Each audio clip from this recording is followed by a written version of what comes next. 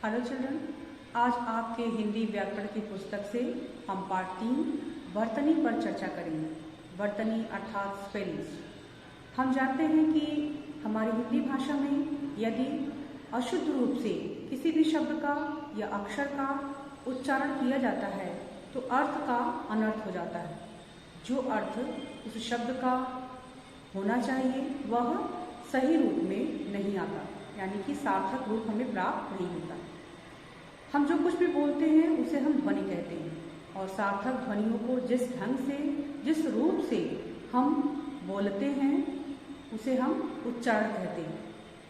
हमारी हिंदी भाषा में उच्चारण का बहुत अधिक महत्व है।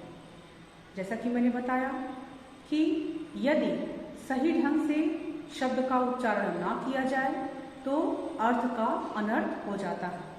ऐसा स्वाभाविक है।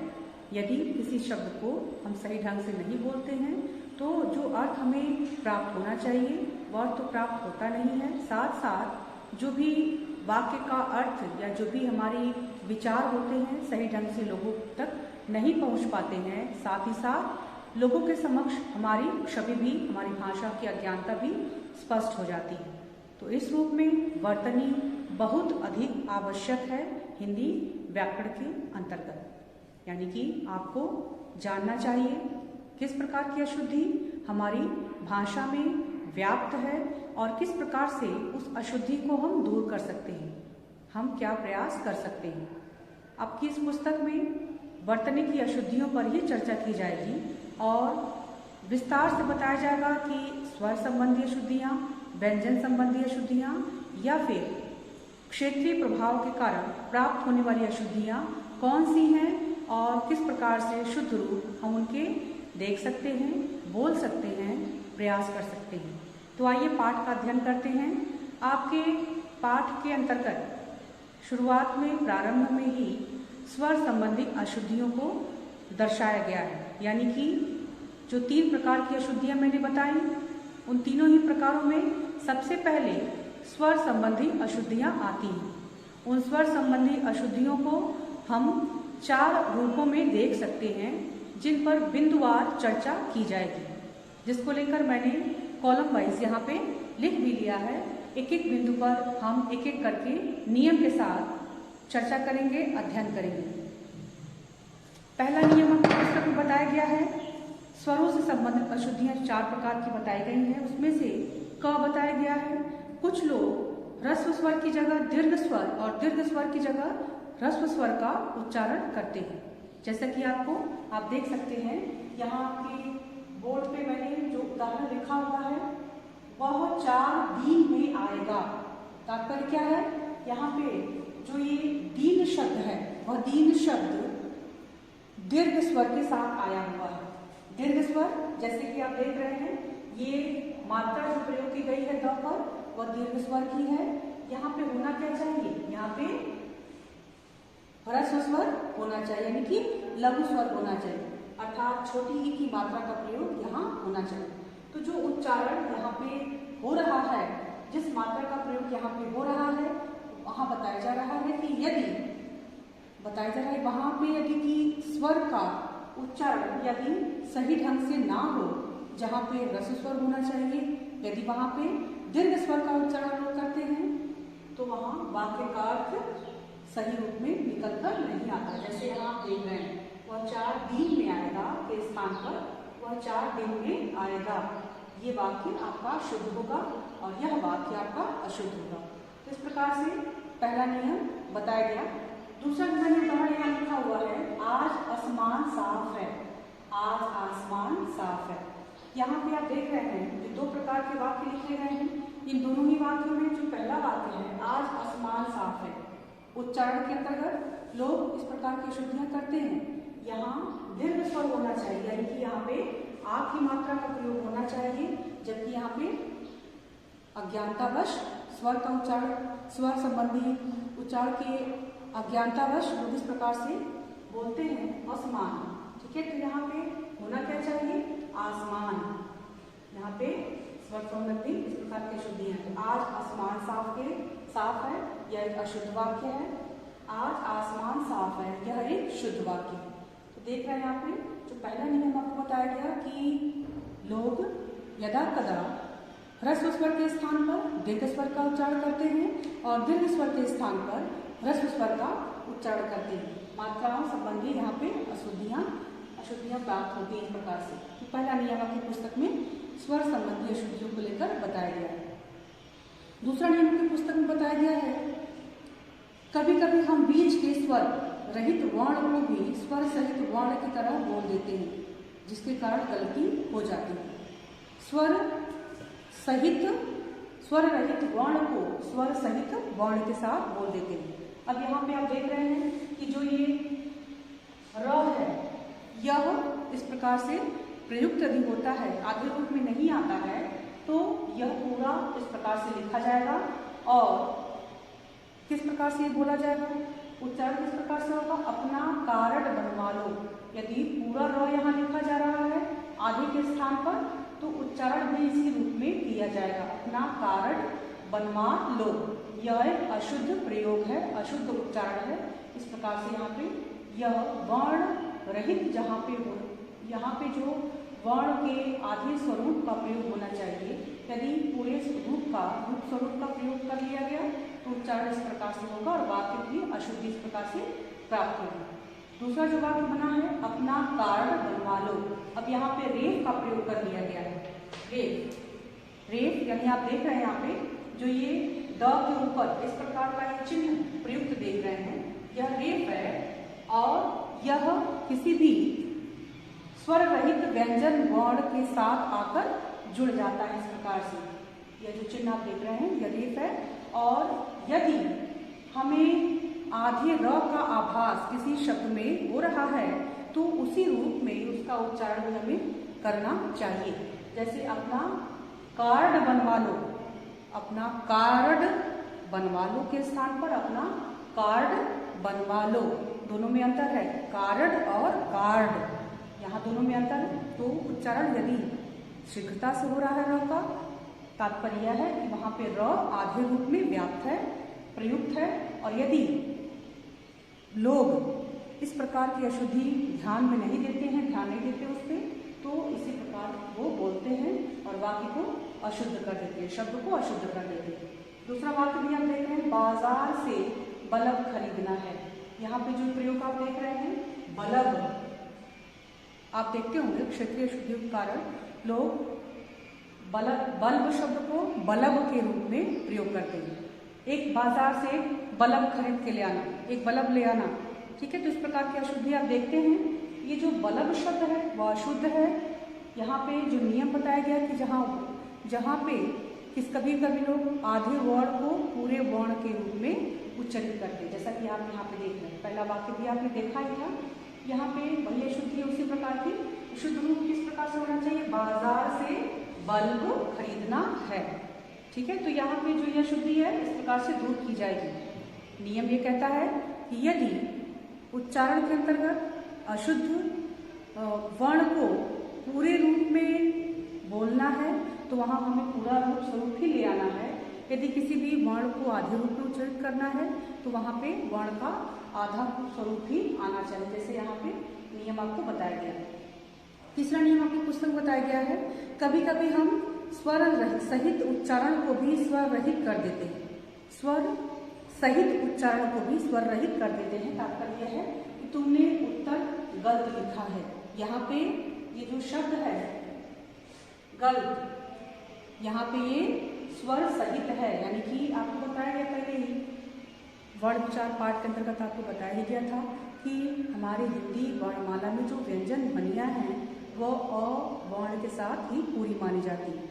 उनके बिना वे आधे व्यंजन के रूप में प्रयुक्त होती है। जैसे कि ये अक्षर है, क के साथ हम हलंत लगाते हैं जब वर्ण विच्छेद करते हैं और अ को उसके साथ ऐसे लिखते हैं, यानी कि क वर्ण आधा है, अधूरा है, जब तक वो अ के साथ मिलाकर न लिखा जाए, ठीक है। तो ये क आधा है अ के बिना।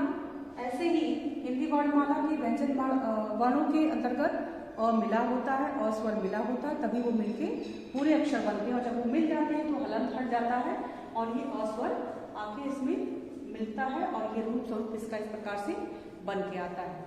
तो ये जो स्वर सहित और स्वर रहित की बात इसी रूप में की जा रही है। यदि स्वर रहित है कोई व्यंजन वर्ण तो वो आधा है और उसके नीचे हलंत का प्रयोग हम करते हैं, ठीक है।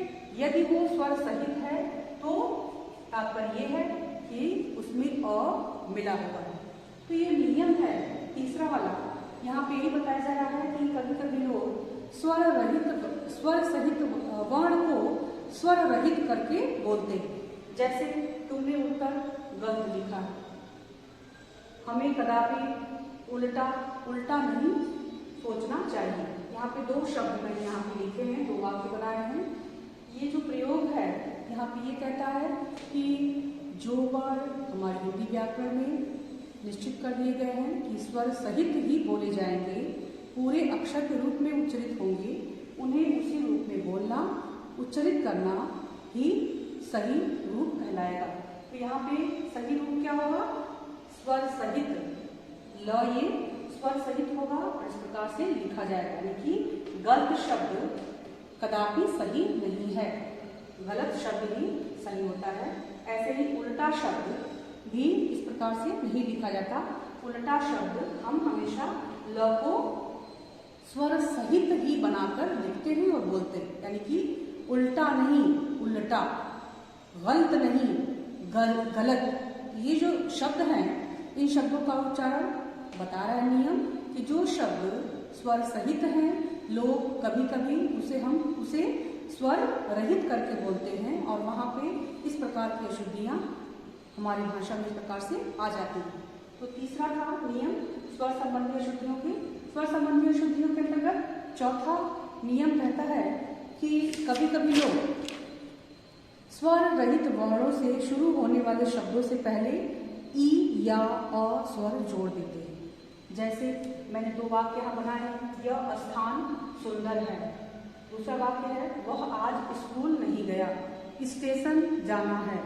ठीक है, तो ये जो ई और अ का उच्चारण है, प्रयोग है, ठीक है। तो ई और अ का जो प्रयोग है, चौथी नियम में यह बताया जा रहा है कि स्वर ई और अ को लोग स्वर रहित व्यंजन वर्ण के आगे जोड़ लेते हैं। ये अशुद्धियां भी भाषा को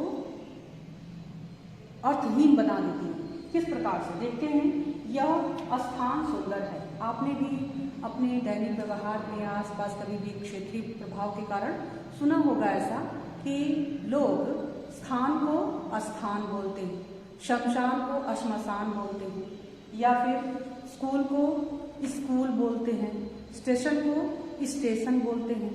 तो ये जो अशुद्धियां हैं वो बता रही हैं कि लोग इस प्रकार से भी अशुद्धियां अपने बोलने में करते हैं, जो कि कदापि उचित नहीं है। हमें यहाँ ध्यान रखना है कि कभी भी स्वर रहित व्यंजन वर्णों के आगे स्वर रहित और इन स्वरों को कदापि जोड़ के नहीं बोलना चाहिए। ध्यान रखना है। जो ये चार प्रकार के नियम आपके बताए गए कि चारों नियम हम एक बार फिर से देख लेते हैं। पहले नियम में क्या बताया गया, कुछ लोग ह्रस्व की जगह दीर्घ स्वर, दीर्घ स्वर की जगह ह्रस्व का उच्चारण करते हैं। जैसा कि आपके सामने ये वाक्य है दोनों, और एक अशुद्ध वाक्य है, दूसरा शुद्ध है, एक अशुद्ध है, दूसरा शुद्ध है। तो इस प्रकार से मैंने यहाँ पे लिख के आपको बताया है कि कौन से ऐसे प्रकार हैं जिनके रूप स्वरूप आप इस नियम के अंतर्गत देख सकते हैं। जैसे ये दीन शब्द है, उपयुक्त क्या होगा, उचित क्या होगा, शुद्ध क्या होगा, दिन। आसमान है, उचित क्या है, आसमान। तो ह्रस्व स्वर की जगह दीर्घ स्वर और दीर्घ स्वर की जगह ह्रस्व स्वर का लोग प्रयोग करके भाषा को अशुद्ध करते हैं। इस बात का हमें ध्यान रखना चाहिए। दूसरे में क्या बताया गया है, कभी कभी हम बीच के स्वर रहित वर्ण को भी स्वर सहित वर्ण की तरह बोल देते हैं। जैसा कि आपके सामने दूसरा नियम ये बताया गया है, स्वर रहित वर्ण को स्वर रहित, यहाँ पे जो र है स्वर रहित है, यानी कि आधा है, इसे रेफ के रूप में प्रयोग करना चाहिए। इसे जल्दी बोलना है, कार्ड न कि कारण। अगर ये स्वर रहित है तो इसे स्वर सहित यानी कि पूरे रूप में उच्चारण करना गलत है। ठीक है, तो यहाँ पे भी आप देख रहे हैं बल्ब या फिर बल्ब, ये उच्चारण इस प्रकार से हुआ। तीसरा नियम बताया गया, कभी कभी हम स्वर सहित उच्चारण को भी स्वर रहित कर देते हैं। तीसरा आप देख रहे हैं यहाँ पे जो ये स्वर रहित कर दिया गया है, स्वर सहित व्यंजन वर्ण को गलत में ल के साथ ये प्रयोग हुआ है। ल जो यहाँ पे स्वर सहित होगा यानी कि पूरा होगा, जैसे कि यहाँ क को लेकर आपको बताया गया, और लोग करते क्या है, गलत शब्द उच्चारित करते हैं, वैसे उल्टा शब्द बोलते हैं जो कि अशुद्ध है, उल्टा होना चाहिए, ल वहाँ पे पूरा होगा। तो इस प्रकार से अशुद्धि तीसरी बताई गई। चौथा जो अशुद्धि से संबंधित नियम है, कभी कभी स्वर रहित वर्णों से शुरू होने वाले शब्दों से पहले स्वर ई या अ जोड़ देते हैं। जैसे कि यहाँ पे दोनों वाक्य बना के मैंने दिखाया, आपको बताया कि कभी कभी लोग क्षेत्रीय प्रभाव के कारण कभी क्या करते हैं, अपने जो भी स्वर रहित यानी कि आधे अक्षर है, जैसे कि स्थान में आधा स होगा, स्कूल में आधा स होगा, स्टेशन में आधा स होगा, तो ये जो स हैं आधे हैं, इनके साथ अ या ई का प्रयोग इनके आगे कर देते हैं और वो वहाँ पे भाषा को या फिर शब्द को अशुद्ध कर देते हैं, जैसा कि क्षेत्रीय प्रभाव या फिर अज्ञानता के कारण होता है। इस प्रकार से आपको ध्यान रखना है कि ऐसी अशुद्धि कोई हमारी भाषा में ना आए। दूसरा बिंदु है व्यंजन को लेकर अशुद्ध उच्चारण जो होती है हमारी हिंदी भाषा में, उस पर हम चर्चा करेंगे। तो जो इससे संबंधित अशुद्धि हमारे हिंदी भाषा में व्याप्त हैं, हम प्रयोग करते हैं या सुनते हैं, उच्चारण करते हैं, वे कौन सी हैं? तो 3 प्रकार की अशुद्धियों की चर्चा की गई है, बिंदुओं को दिखाया गया व्यंजनों के उच्चारण संबंधित अशुद्धियों के अंतर्गत। पहला है र का प्रयोग और उच्चारण, दूसरा है री का प्रयोग और उच्चारण, और तीसरा है संयुक्त अक्षरों का उच्चारण। 3 प्रकार के बिंदु यहाँ पे बताया गया है आपकी पुस्तक में। सबसे पहले हम चर्चा करेंगे र का प्रयोग और उच्चारण। र के प्रयोग संबंधित अलग नियम चलता है, क्योंकि अन्य जो अक्षर हैं हिंदी वर्णमाला के उनको हम आधा कर सकते हैं, उनके लिए नियम है, किंतु र को लेकर सर्वदा अलग प्रकार का नियम प्रयोग किया जाता है। और वह नियम क्या है, उस पर चर्चा करने से पहले थोड़ा सा हम चर्चा करेंगे उन बिंदुओं पर जो बताता है कि हिंदी वर्णमाला के जो अन्य अक्षर हैं उन्हें आधा करने के लिए क्या हम करते हैं। तो जैसे खड़ी पाई वाले में जो व्यंजन वर्ण है, ग है, घ, ख, ब, म, जितने प्रकार के ऐसे व्यंजन वर्ण हैं, श या स, ऐसे जितने भी व्यंजन वर्ण हैं, इन सभी व्यंजन वर्णों को खड़ी पाई वाला व्यंजन वर्ण कहते हैं। क्यों? क्योंकि यहाँ पे ऐसे खड़ी पाई का प्रयोग किया गया है। ये खड़ी पाई, इनको आधा करने के लिए नियम बताया गया है कि हम खड़ी पाई हटाकर इसे अगले आने वाले अक्षर के साथ मिला देते हैं, और इस प्रकार से ये आगे आने वाले अक्षर के साथ जुड़ के आधा रूप प्राप्त कर लेता है। जैसे ज्ञ शब्द है, ज्ञ को य के साथ जोड़ना है तो ऐसे हम लिखते हैं 11। ख शब्द है ख्याति, ये ऐसे प्रयोग हम करते हैं। तो खड़ी पाई को ऐसे हटा के आगे आने वाले व्यंजन वर्ण के साथ हम जब जोड़ देते हैं तो वहां पे बिना खड़ी पाई वाले व्यंजन वर्णों का संयोग देखते हैं। दूसरा है क और क संबंधी। क और क अलग है, ये खड़ी पाई वाले नहीं है, किंतु इनको भी हम अगले अक्षर के साथ जोड़ते हैं। शब्द जैसे है पक्का, पक्का में क आधा है, दूसरा क पूरा है, तो इसे जोड़ने के लिए क्या करते हैं, इसके रूप में परिवर्तन कर देते हैं। शब्द जैसे है दफ्तर, मुफ्त, यहाँ पे जो ये व्यंजन वर्ण है इसके स्वरूप में भी थोड़ा सा हम देख रहे हैं, यहाँ पे ऐसे बदलाव होता है और इसका अगले वर्ण के साथ संयोग हो जाता है। और भी है बिना खड़ी पाई वाले, जैसे कि द है, फ है या फिर ह है ना, तो ये सब बिना खड़ी पाई वाले व्यंजन वर्ण है, इनको जोड़ने के लिए हलन का नियम बताया गया। जैसे कि द्वारा है, द्वारा शब्द है, ठीक है, चिन्ह शब्द है, ऐसे जोड़ देते हैं अगले अक्षर के साथ, इसके स्वरूप में कोई बदलाव नहीं करते। आपका ये जो वर्ण संयोग मैं बता रही हूँ, तात्पर्य ये नहीं कि वर्ण संयोग भी आपकी इस चैप्टर में है, ऐसा कुछ नहीं है। यहाँ पे मैंने अतिरिक्त आपको बताया है, अतिरिक्त हमने चर्चा की है, क्योंकि यहाँ हम र का प्रयोग या उच्चारण किस प्रकार से करेंगे, यह बिंदु आपकी पुस्तक में इस नियम के अंतर्गत बताया गया है कि र को आधा कैसे प्रयोग करना है और इससे संबंधित अशुद्धियां किस प्रकार से लोगों द्वारा की जाती हैं। शब्द जैसे है प्रकार, उच्चारण किस प्रकार से होता है? प्रकार।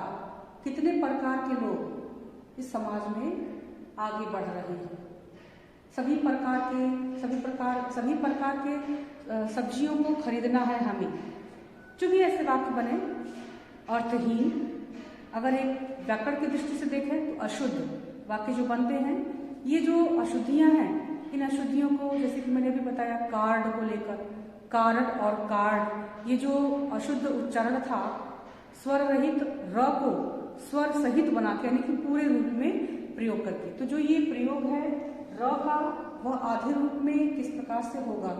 यदि आधे रूप में उसका हम प्रयोग नहीं करते हैं तो वहां पे वह र का अशुद्ध उच्चारण होगा। किस प्रकार से देखते हैं तो र के लिए नियम बताया गया है। र को आधा कैसे करते हैं? र को लेकर जैसे कि अगर ये 3 नियम चलते हैं इसके, क है मान लीजिए पैरों में लगा इस प्रकार से किसी भी अक्षर की, तो ये कहलाता है पदेन। पदेन र कहलाता है, इसे हम पदेन र कहते हैं। ये पैरों में लगता है, इस कारण ये जो अक्षर है प, ये स्वर सहित होता है, यानी कि ये अक्षर प पूरा होता है और जो इसके बाद आने वाला जो अक्षर र है वह आधा होता है। तो जब इस प्रकार के र का संयोग कराना हो अक्षर के साथ, तो वहां पे हम पैरों में इस प्रकार र लाके जोड़ देते हैं, यह प्र कहलाता है और पदेन र होता है। दूसरा है ख। ख के अंतर्गत जो प्रयोग है वह है रेफ का। ऐसे जो प्रयोग हमने कार्ड में देखा, शब्द जैसे है आर्य। आर्य शब्द है, यहाँ पे य के ऊपर इस प्रकार का जो चिन्ह प्रयोग किया गया है, यह चिन्ह रेफ का है, इसे हम रेफ कहते हैं। और जब आगे आने वाला अक्षर किसी भी स्वर रहित व्यंजन वर्ण के साथ हमें जोड़ना हो र, तो वह आगे अपने आने वाले अक्षर के साथ इस प्रकार से आगे जुड़ जाता है। ठीक है, तो ये जो दूसरा नियम था ये रेफ का था। एक और नियम चलता है इसमें उच्चारण का, ग, ट, थ और द को लेकर। 3 जो अक्षर ये हैं, इन तीनों ही अक्षरों को बताया गया, इनके साथ भी ये पदेन र प्रयुक्त होता है। पदेन र आता है जैसे कि ड्रम है, ऐसे लगता है, द्रव है शब्द, तो इसका भी प्रयोग ऐसे आगे हो जाता है। यहाँ जो आप प्रयोग देख रहे हैं, ये जो प्रयोग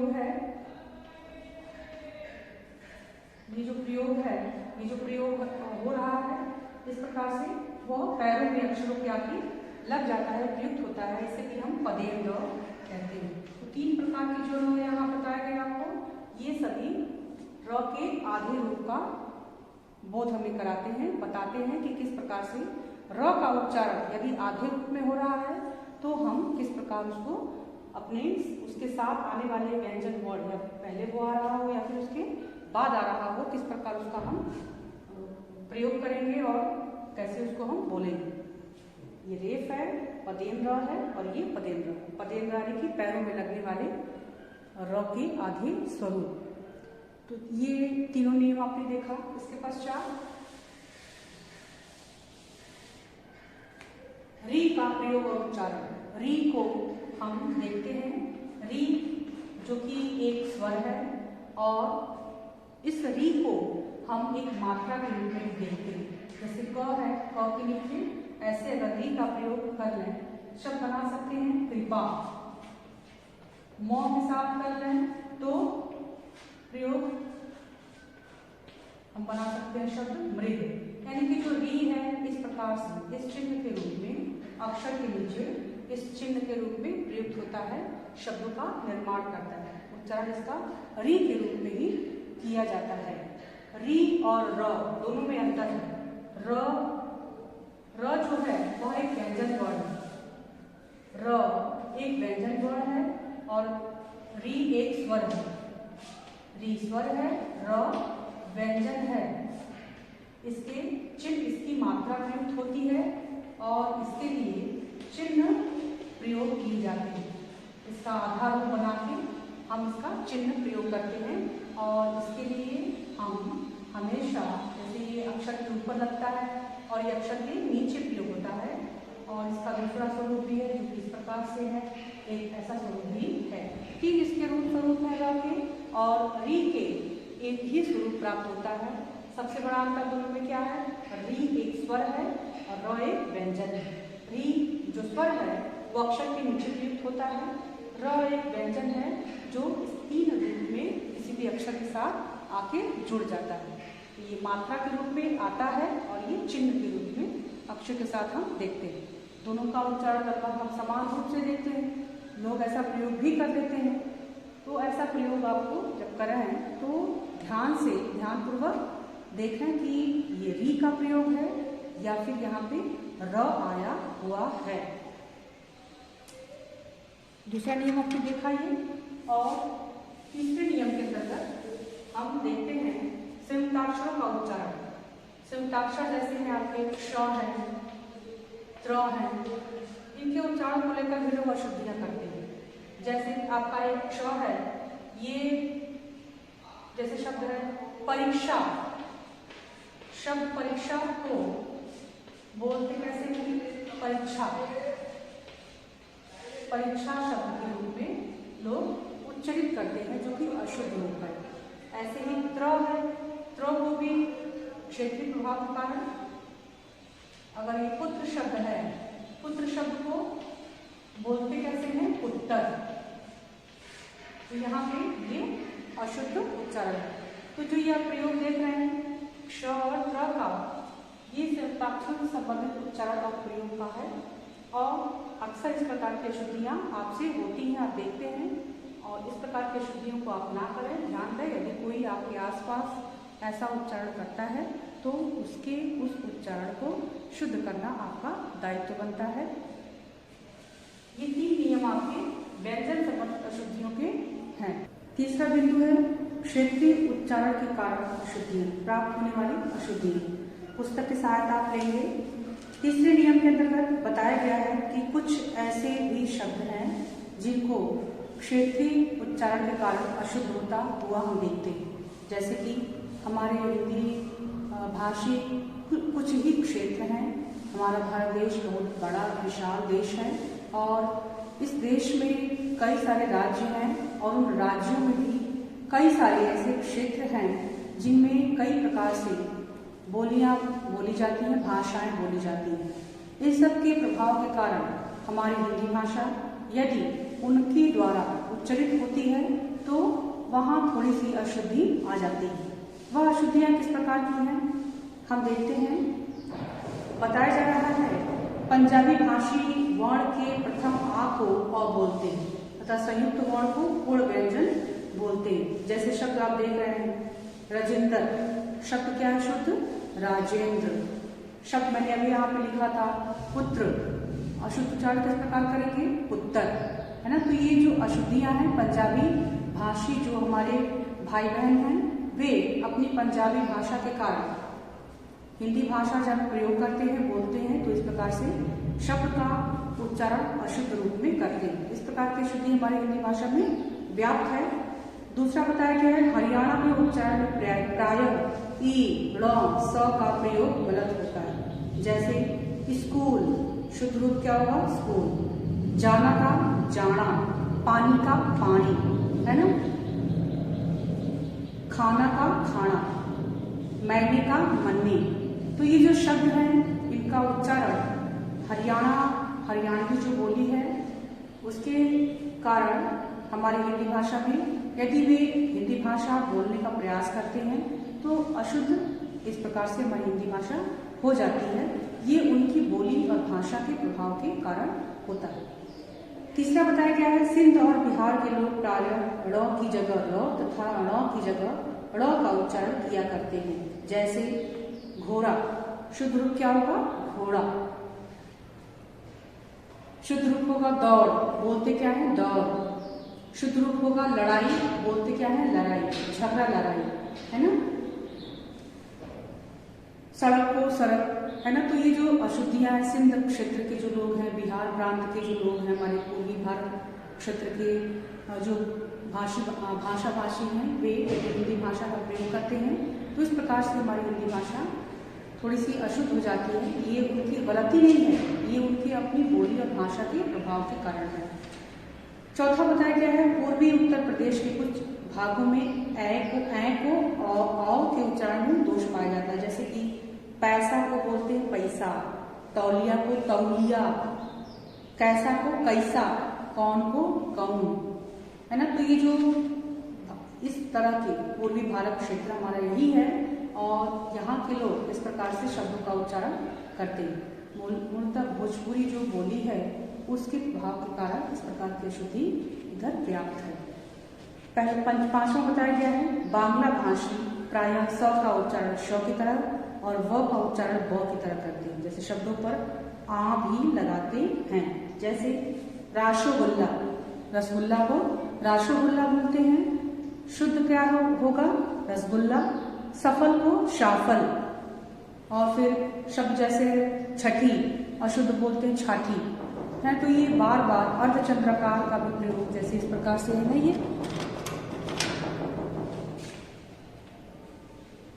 ये आ जो कि अंग्रेजी अक्षरों के साथ हिंदी भाषा में यदि अंग्रेजी शब्दों का हम प्रयोग करते हैं तो उनके साथ, जैसे ये शब्द है ना, ये हम प्रयोग करते हैं।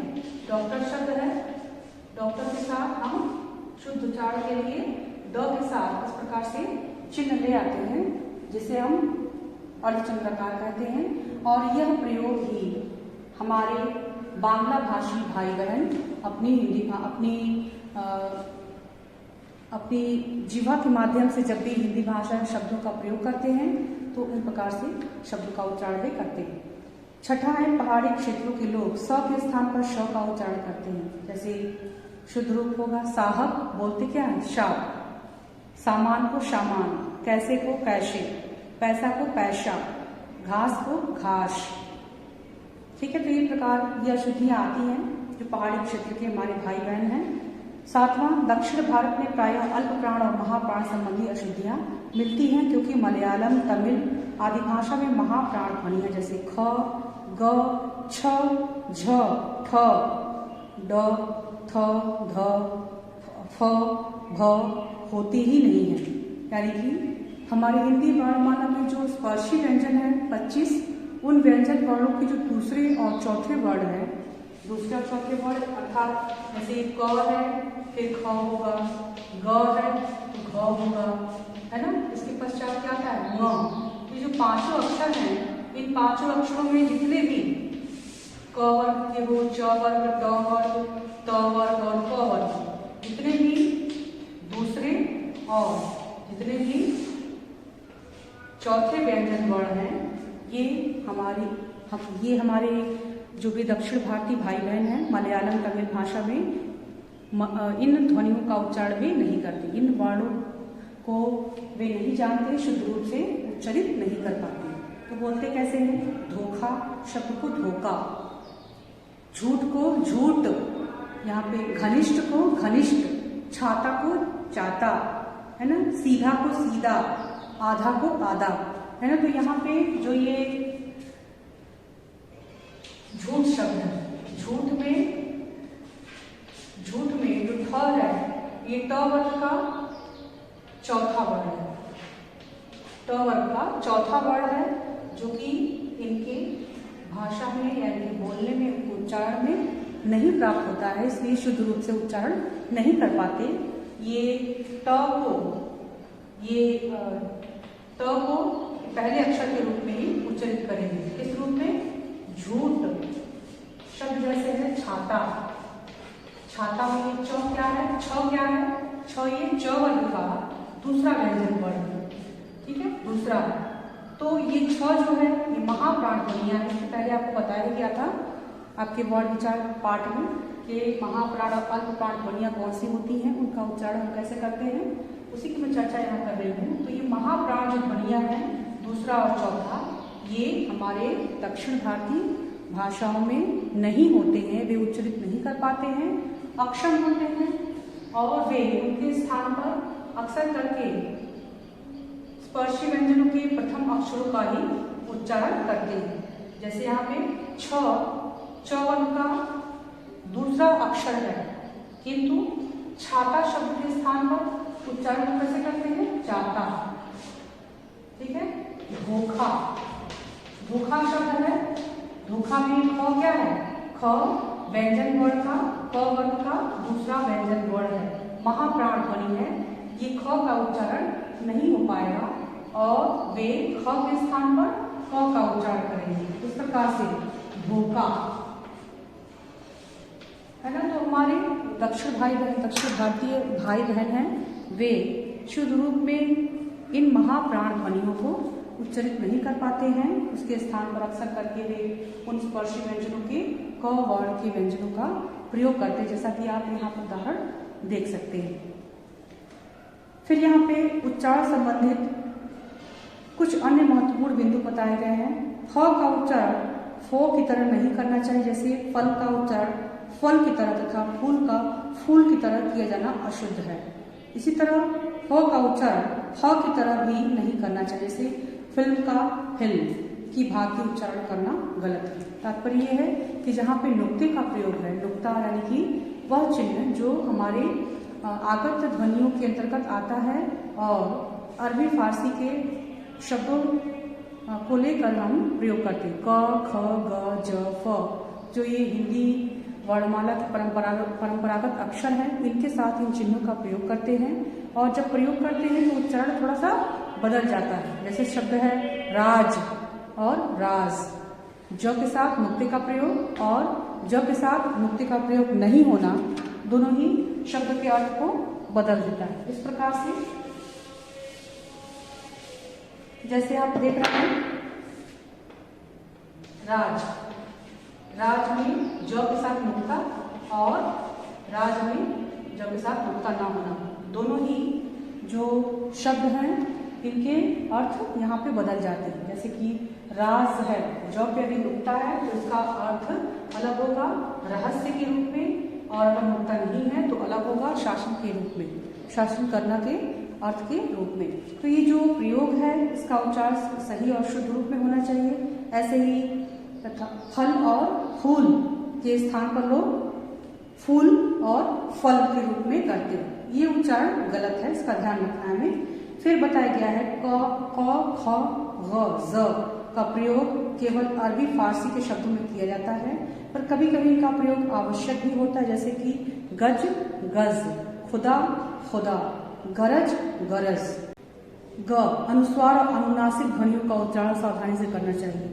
हंस और हंस के रूप में उच्चारण करना गलत है, क्योंकि दोनों का अर्थ भिन्न होता है। हंस और हंस दो अलग अलग चिन्हों को लेकर प्रयोग किए जाते हैं, बनाए जाते हैं, और दोनों का उच्चारण भी बिल्कुल अलग है। तात्पर्य यह है कि जिन चिन्हों को हम अनुस्वार के साथ ले आएंगे, अनुस्वार का प्रयोग करना ही उचित है, और जिन चिन्हों को अनुनासिक के साथ ले आएंगे उनका अनुनासिक के साथ ही जोड़कर प्रयोग करना उचित होता है। इस प्रकार से हम देखते हैं, जैसे कि अनुस्वार के साथ ले आए इस प्रकार से होगा हंस, और अगर अनुनासिक के साथ ले आए इस प्रकार से होगा हंस। यहाँ पे हंसना एक क्रिया है और ये हंस एक पक्षी के लिए प्रयोग किया गया है। ठीक है, हंस के विषय में आप जानते हैं। तो अनुस्वार के रूप में कि बिंदु के रूप में प्रयोग होने वाले जो चिन्ह है बिंदु के रूप में ही प्रयोग किए जाए, और यदि अनुनासिक के रूप में उनका प्रयोग करना है तो उस प्रकार से अनुनासिक का प्रयोग आप करें, तभी वो सही और शुद्ध उच्चारण होगा, कहलाएगा। आगे बताया गया है इसी प्रकार ध और द्य के उच्चारण में बहुत सावधानी बरतनी चाहिए। ध्यान रखिए द्य एक संयुक्त व्यंजन है जो कि द्य के द आधे द और य के योग से बना है, इसलिए विद्या का उच्चारण विधा, विद्यालय का उच्चारण विद्यालय के रूप में नहीं करना चाहिए। अभी भी देखने में आता है कि कुछ बच्चे विद्या शब्द को इस प्रकार से लिखते हैं, है ना। तो ये जो विद्या शब्द है इसमें ये जो रूप है, प्रयोग है, इसमें आधा द और य जुड़ा हुआ है, ये दोनों को मिलाकर ही ये द्य बना है। ये प्राचीन रूप प्रयोग है हिंदी वर्णमाला का, यह अब प्रयोग में नहीं है, ऐसा प्रयोग हमें नहीं करना है। हमें सदैव जो भी अक्षर संयुक्त हैं उन्हें अलग अलग करके ही लिखना है, ऐसा यहाँ पे बताया जा रहा है। ये बताया जा रहा है कि कभी कभी बच्चे विद्या शब्द है, विद्या शब्द जैसे कि विद्या शब्द मैंने यहाँ पे लिखा, ऐसे ही व्य और ध को लेकर बिल्कुल दुविधा में होते हैं, संशय में होते हैं कि किस प्रकार से इसका हम प्रयोग करें। तो जो ये द्य है और ध है, लिखने वाले बच्चे कभी कभी विद्या को ऐसे भी लिख डालते हैं, विद्या, है ना। तो ये प्रयोग आपका उचित नहीं है, आपको शुद्ध रूप यही होगा। और ये जो प्रयोग है आपके संस्कृत भाषा में ही होता है, तत्सम शब्दावली के अंतर्गत हिंदी में भी यदा कदा प्रयोग आप देख सकते हैं। लेकिन अगर हम हिंदी मानक नियमावली के अंतर्गत देखें तो यह जो प्रयोग है विद्या का, यही उचित है और यही होना चाहिए। यह जो द्य है वो इसके अंतर्गत, जैसे ये द आधा है और आधे द और य को मिला के बनाया गया है इस प्रकार से, ठीक है। तो ये जो प्रयोग है वो आप उचित नहीं है, हिंदी भाषा में नियमावली के तहत आपको इसे प्रयोग नहीं करना है। तो ध्यान रखना है जो ये ध और द्य हैं, इनके लेखन और उच्चारण में आप किस प्रकार से सतर्कता बरतें। इसके पश्चात आपकी पुस्तक में कुछ उदाहरण भी दिए गए हैं। कुछ शब्द ऐसे हैं जो जैसे कि अ के स्थान पर आ तथा आ के स्थान पर अ का उच्चारण, आधीन, अधीन, संसारिक, सांसारिक, साप्ताहिक, साप्ताहिक। फिर ई के स्थान पर ई तथा ई के स्थान पर ई का उच्चारण, बुद्धि, बुद्धि, है ना, अतिथि, अक्सर करके गलतियां होती हैं ऐसी। इस प्रकार के जो ये टेबल आपकी पुस्तक में यहाँ दिया हुआ है पेज नंबर 25 पे, ये आपको अच्छे से पढ़ लेना है, तैयार कर लेना है। पेज नंबर 25, पेज नंबर 24 से लेके आपको पेज नंबर 27 तक पूरी टेबल दी गई है। इसका आप अध्ययन करेंगे नियमों के साथ। जो भी यहाँ पे आपके नियम दिए गए हैं 18 रूल्स हैं जो कि बता रहे हैं किस प्रकार से अशुद्ध शब्दों का लोग उच्चारण करते हैं। तो आपको ध्यान रखना है इसका, किस प्रकार के वो शब्द बने हैं जो अशुद्ध रूप के हैं और किस प्रकार से उनका हम शुद्ध रूप प्राप्त करेंगे, देखेंगे। इससे संबंधित परीक्षा में प्रश्न भी बनते हैं, अभ्यास को लेकर आपको यहाँ पे ध्यान से इसकी तैयारी इसलिए करनी है, पढ़ लेना है। अब देखते हैं जो प्रश्न आपके दिए गए पुस्तक में मौखिक को लेकर जो प्रश्न दिया गया है, पूछा गया है, वर्तनी संबंधी अशुद्धियों के 2 कारण बताइए। स्वरों से संबंधित अशुद्धियां किस प्रकार की होती हैं? क्षेत्रीय उच्चारण के कारण होने वाली अशुद्धियों के 2 उदाहरण बताइए। यहाँ जो मौखिक प्रश्न दिए गए हैं, इनमें से कौन से ऐसे प्रश्न हैं जो आपको लिखित प्रश्नों के रूप में परीक्षा में दिए जाते हैं, उनको लेकर आपको पीडीएफ दिया जाएगा, पीडीएफ फाइल दी जाएगी। वहाँ जो भी प्रश्न दिए जाएंगे आप उनके उत्तर लिखित प्रश्नों के रूप में अपनी कॉपीज में लिखेंगे। पश्चात इसके जो भी शुद्ध रूप हैं, अभ्यास प्रश्नों के उचित शब्द भरिए रिक्त स्थानों में या अशुद्ध शब्दों पर कोला लगाइए। बहुविकल्पी प्रश्न है आपकी पुस्तक में जो अभ्यास दिए गए हैं पेज नंबर 28 पे, संबंधित जो भी उत्तर हैं वे भी आपको पीडीएफ फाइल में दिया जाएगा। आप वहां से देख के जो भी अभ्यास प्रश्न आपको कॉपी में लिखने हैं वो आपको निर्देश दिया जाएगा। आप वहां से लेके अपनी कॉपीज में प्रश्नोत्तर के पश्चात वे अभ्यास प्रश्न लिखेंगे। धन्यवाद।